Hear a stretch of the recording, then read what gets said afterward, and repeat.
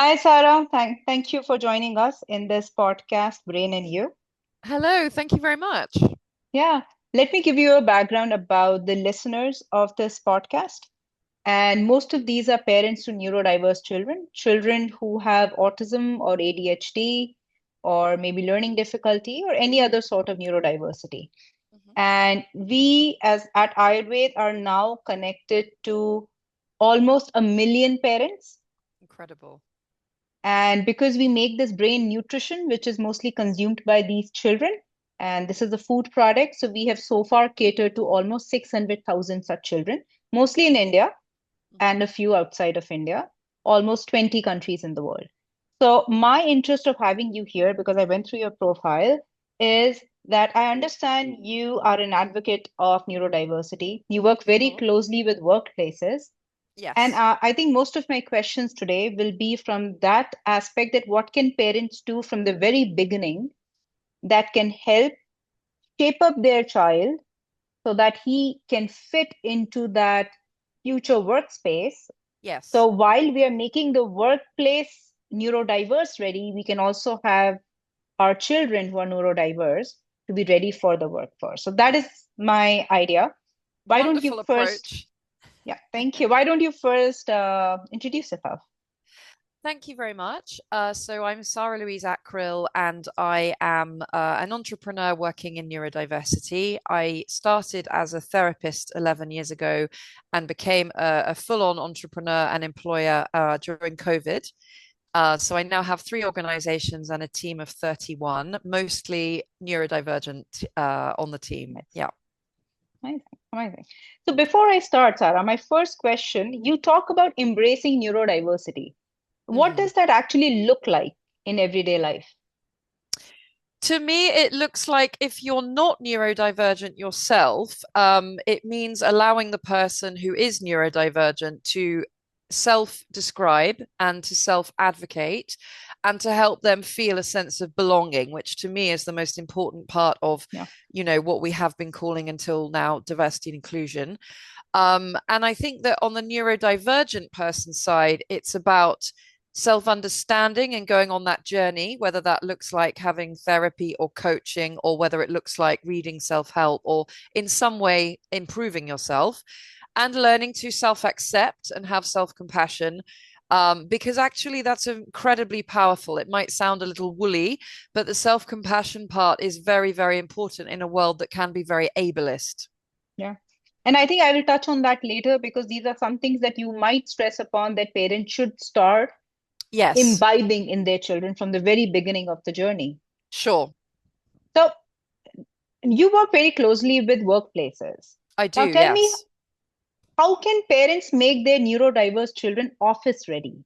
So, or give me some actionable insights.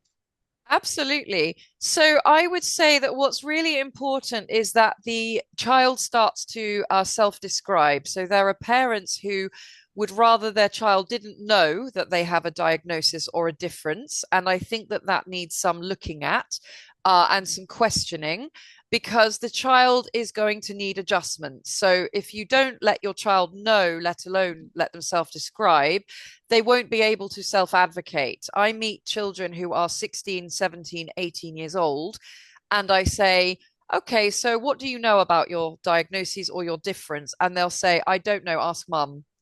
What do you call yourself? Do you say I have Asperger's? Do you say I am autistic? Do you say I have ADHD? I don't know, ask my mum. And you can see how that would really disadvantage them. And it wouldn't make them look terribly mature and in charge of themselves. So I think that language and communication is a big thing.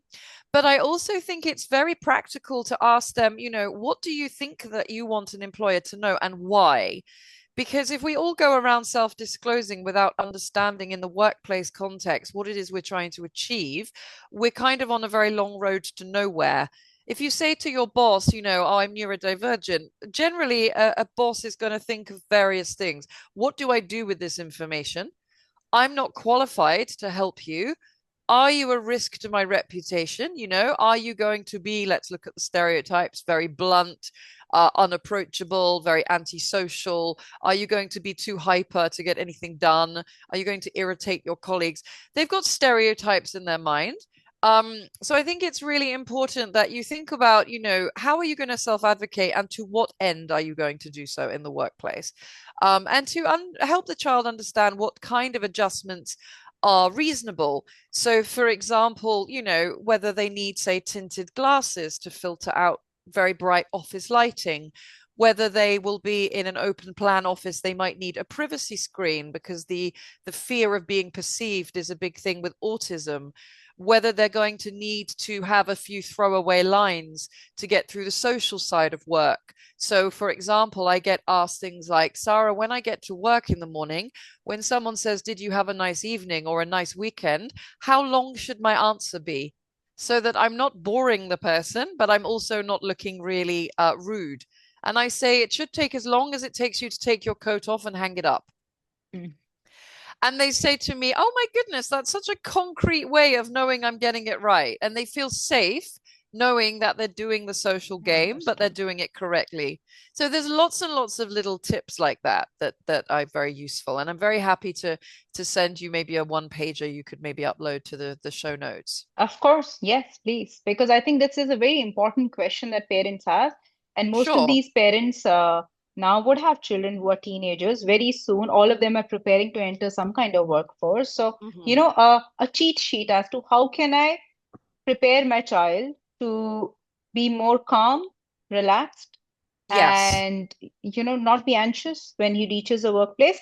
But I will ask you this question later also, something slightly more deeper. But before I do that, I need to know now from the workplace angle. So what are the biggest workplace challenges that an autistic child can or an autistic individual can face? So what are the biggest workplace challenges that autistic individuals face? So, on the autism side, I would say that the ones that come up again and again are things like needing clarity and needing to ask clarifying questions, and then being perceived as somehow obstructive or difficult or very nitpicky, when actually they genuinely can't see the scope of the what's being asked of them. They can't see Mm, what the sort of underlying purpose is. They can't see the context. They're very blindfolded. And I say it's like being in a room and not knowing where the furniture is because you're blindfolded and you don't want to find out by bumping into it. So you need to sort of gosh. say, well, is there a chair there? Am I near the chair? Am I about to bump into the chair? And the reason I say this is because in the workplace, it's very common to be perceived as difficult because you're giving out a task and the autistic member of staff or the person with autistic traits is going to be the one who looks like they're finding fault or being tricky when actually they're just not sure how much or how well is good enough, and they often overperform because they don't know what the minimum standard is. So just to make Mm, sure they've covered all bases, they overperform, which then makes them more liable to burnout. The mm, other thing is when there's change. So once I was on leave, I was on holiday, and the chap in facilities in my office messaged me and said, "Just to let you know, Sarah, when you get back from holiday, we've changed your desk.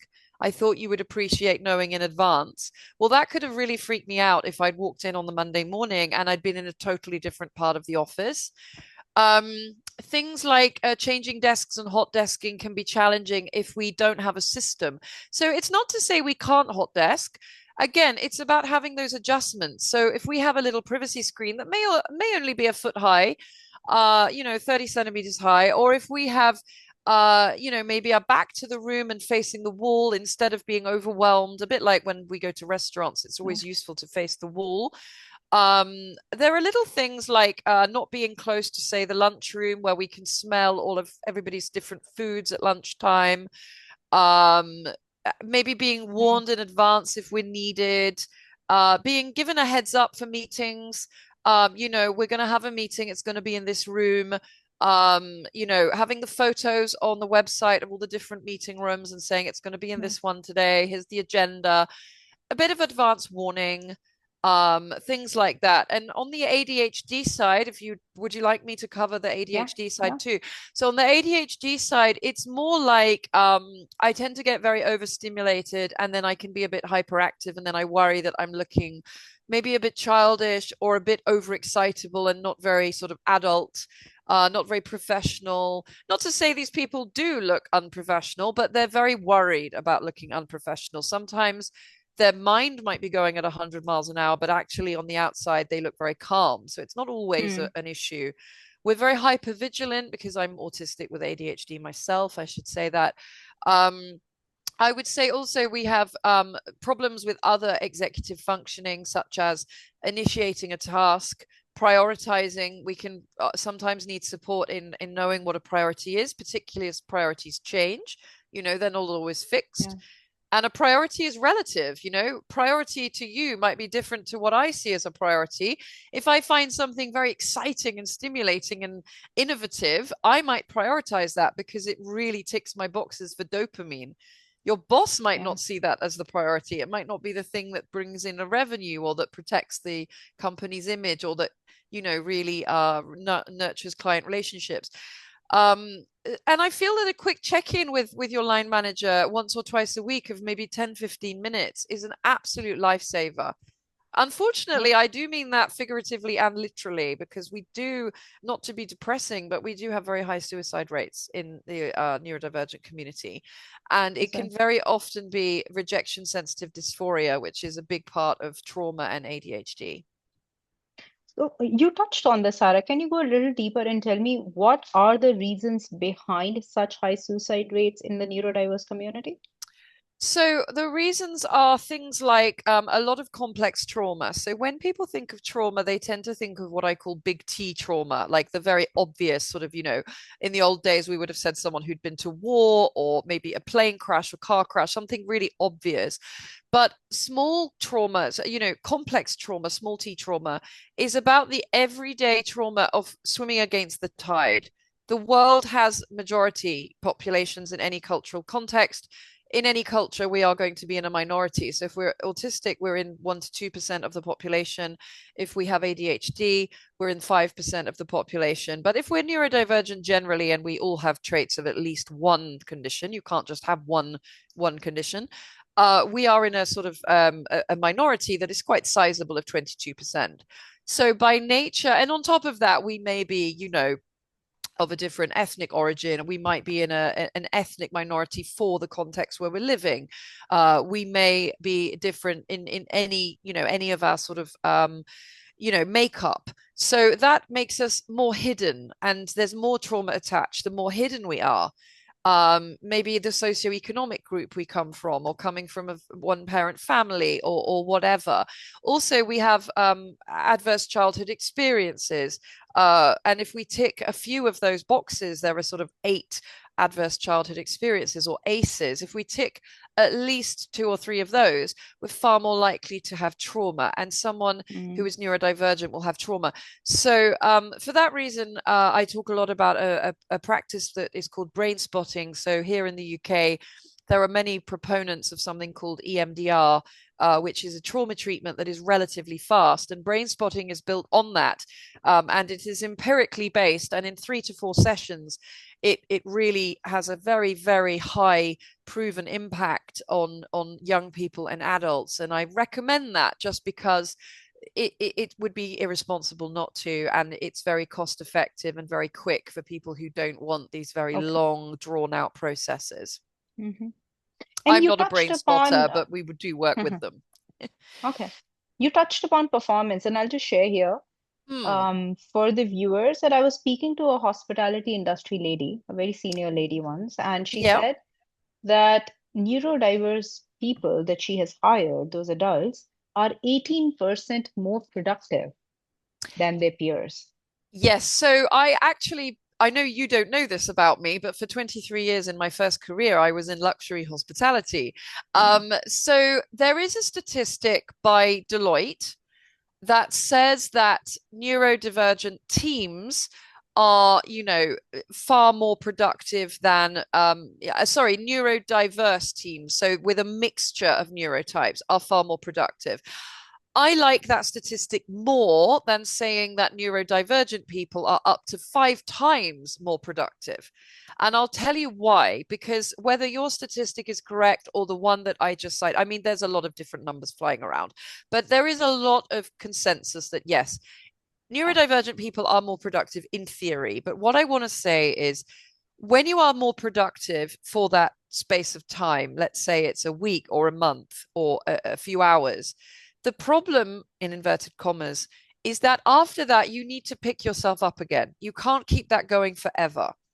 And the problem, I think, with promoting a statistic like that, or in not managing it, is that then we don't understand when that neurodivergent individual needs downtime. They need the chance to show up as average or maybe off par sometimes in order to be this brilliant person and other times. Mm. We can't consistently be, as you say, between 18 and you know and 5 times more productive. We Mm. can't do that. And we do have employers Mm. internationally who are Mm. deliberately hiring neurodivergent people because of this kind of statistic Okay. and not Okay. managing it responsibly. Got it. So there is that other side of it that you have to There see their is the other downtime, Yeah, side. they break down. Yeah. Actually, Absolutely. this is, Yeah. yeah, go on. Yeah. No, I was going to say my co-founder is amazing because he sees that Monday, Tuesday, I might work 12, 14-hour days, but he also understands if I need to not show up on a Wednesday, or if on a Wednesday, all my meetings, I'll have my camera off on Zoom, which enables me to carry on working, but without the hypervigilance button turned on. So he's very good Mm. at seeing that there has to be what goes up must come down, is the Yeah. expression. Yeah. Yeah. And you touched upon companies. So let me ask you this question that any company that you are proud of that has done a remarkable inclusion of neurodiversity? So, I mean, there's always the theory and the practice. Hmm. I'm very conscious that I go in and I do generally a talk that's awareness based. Then I get asked to train the HR and the line managers. And then eventually that trust will build and they'll say, look, we've got an issue. Could you come in, etc. So I would say, firstly, I'm very mindful that I'm an external person and I'm not an employee. You can have good experiences and bad in every company. One company I'm particularly proud to work with is I'm actually not sure if I'm allowed to mention them just because some companies have different social media policies, but there's a very large international pharmaceutical company that I work with. There are companies that advertise very openly that they work with me. So Forster's is a legal firm. K&L Gates is another legal firm. I do work with Criteo Advertising. They have publicly said they work with me. So I generally do a lot. I'll tell you the sectors that really, Mm. really go all out. Insurance and financial services, management consulting. I mean, these are all sectors that also have a lot of neurodivergent people. Legal, and I do quite a lot in tech. You get a very high proportion of people in tech and pharmaceuticals. They're also the sectors that have money during the downtime that everyone else experiences. So I'm also conscious they have more money to play Mm. with and that sort of luxury as well. Got it. Got it. Got it. And I think just stating out the sectors also gives enough idea to the parents or to the Mm, individuals as to what kind of sectors they can focus on or which sectors would be more inclusive for them. So tell me one thing. yes. What three skills should a parent focus on today to prepare kids for the future? So these are going to be soft skills, but they're very powerful. And I want to Mhm. say that because do you know why? I do a lot of work out of Harley Street, which is a known sort of street here in the UK where, arguably the top people working in health are based and that traditionally service the royal family. So we have a reputation here for Harley Street. And I think it's very popular with South Asian and Middle Eastern parents, actually. So I do work with quite a lot. And I have a couple of South Asian specialist therapists on my team. And I know that there's often a real focus, I think, in some communities on the hard skills and the business skills and what's seen as the sharper end of the pencil. But actually, I think that we also need to focus as a community on the emotional regulation skills. Something I've noticed actually in my South Asian friends and Middle Eastern friends is I think a cultural benefit that we are in a very excitable society in England We live in fact, there's even a book about the fact that our society is almost it almost encourages a bipolarity, whereas I feel that there is a natural thing in South Asian culture that is quite even-handed, quite understated, and quite measured. And I feel that that can be really maximized, actually.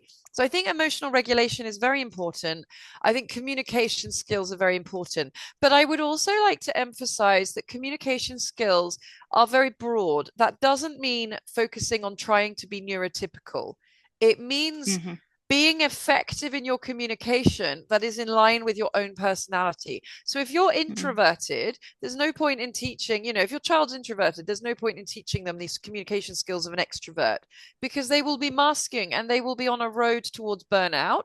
Whether it's a 20-year road or a 30-year road, it will happen one day. And I also think personal boundaries are very important, not just intellectual boundaries, but physical boundaries, energetic boundaries, not allowing people to overwhelm you with their kind of energy and their beliefs and their approach, being respectful of other views, but not wholeheartedly taking them on and letting yourself get off balance by them. Yes. Being Right. open-minded is great, but not to the point where we have no boundaries and no personal sovereignty and personal integrity. I think all of these things are really, really beneficial. Understood. Mm. What is one myth, Sarah? So, what's that one myth about autism or ADHD that frustrates you the most? I literally did a post on this half an hour ago because here in the UK it's Neurodiversity Celebration Week. So the biggest one for me is people saying, "Oh, we're all on a spectrum. Oh, we're all a bit autistic. We all have a bit of that." We are not. Neurodivergent people have the same intact brain structure as a neurotypical person. This is true. The brain activity is significantly different in a neurodivergent person to a neurotypical person. We are full of overwhelm all day long. Our sensory needs. So I discovered that my sensory needs were that I needed thick soled shoes and I needed ear filters, whether that's in ear or ear defenders on my ears. I needed them a lot, especially living in London, which is, relatively loud. I discovered that was the reason I was having panic attacks and meltdowns and what I thought was claustrophobia and you know various other conditions, anxiety, etc., etc. Um, and actually, it was my sensory sensitivities. But people can't see this, so it's very hidden, particularly if you're a student or a professional, which is my absolute market. I don't work with people with an intellectual impairment, and that is another um cliche and stereotype, is that we all have a learning disability. A learning disability is someone who has an IQ inferior of 70. Now, it is very important that individuals with an intellectual impairment and a learning disability are fully supported. Who people with a mental age of, say, a child when they're an adult, they have a different vulnerability in terms of legal issues, insurance. This is not my market. My market is the hidden people who are professionals and students who are fully able to take responsibility for their own bank account, their own decisions. In a court of law, they would be held responsible as an adult, but they are hidden because they are so capable and efficient, but their difficulties are hidden, which is another reason for the high suicide rate. So it Mm. is also frustrating that people say, "Oh, you must be fine. You went to university." Oh, you can't be that impacted by your neurodiversity because you're very capable, you have your own Mm. business. This is Mm. all untrue. Mm. And you could be Understood. very Yeah. capable in one way and very Mm. much needing support in another way. And both things Mm. are true. Mm. No, that's true. I've heard this a lot that um, people do assume that it's a type and they are all just the same. And I Mm. think they miss the spectrum part. And I think within the spectrum also there is just too much. And there isn't much of a study that has happened. It's on a very, very high level where you will see photos of a neurotypical brain and a neurodiverse brain, and you see a lot of Yes. interwiring happening. But Mm. I think society generally, there is a lot of learning that is yet to happen there Yeah, I've heard this. Yes, you're Yeah. right. And those pictures, what do they really tell us? What do they tell us about someone needing, tinted glasses in the office, or someone who is, I was getting a migraine. Well, not a migraine, let's not exaggerate. I was getting a bad headache every day by 12 because I was walking into my last employed work and it was an open office, and I'd open the door so everyone would turn around and I'd be looking at them all and I wouldn't know who to say hello to. Do I say hello to Mm. 100 faces? In France, it was harder. Do I go up to them? Do I kiss them on both cheeks? Do I shake their hand? And I could not work out, how do I not look arrogant? How do I look friendly? What do I do with all these faces looking at me?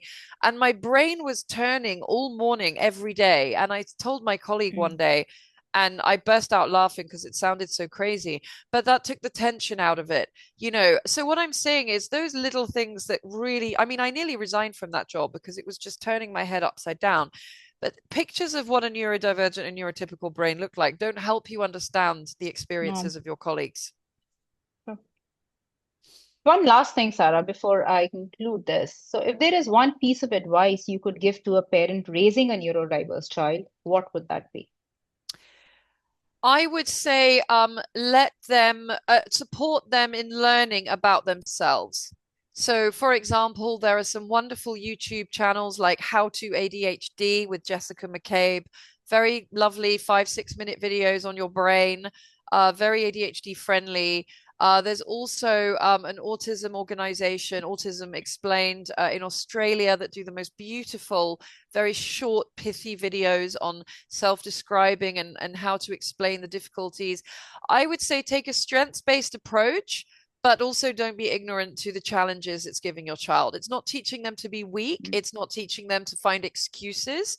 It's teaching Mm. them to understand and accept themselves so they can be stronger and more resilient. Yeah. I think that's wonderful. I think this has been very useful, I'm very, really very glad, and I'll useful. send you some Yeah. information for your show notes. Yeah, of course. And that cheat sheet that we can share with the parents who are Of watching this. course. Yeah, Thank yeah, you very yeah. much. Thank you so much, Sarah. Thanks a lot.